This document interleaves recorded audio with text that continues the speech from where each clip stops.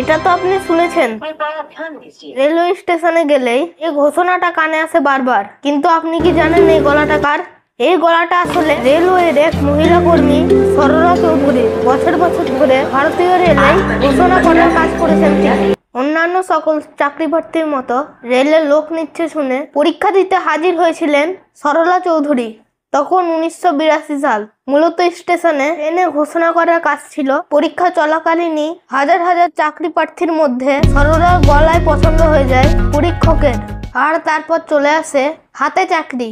এরপর বছরের পর বছর ধরে রেল স্টেশনে ট্রেনে যাওয়া আসা থেকে শুরু করে সব ঘোষণার কাজই করতে শুরু করেন সরলা দেবী।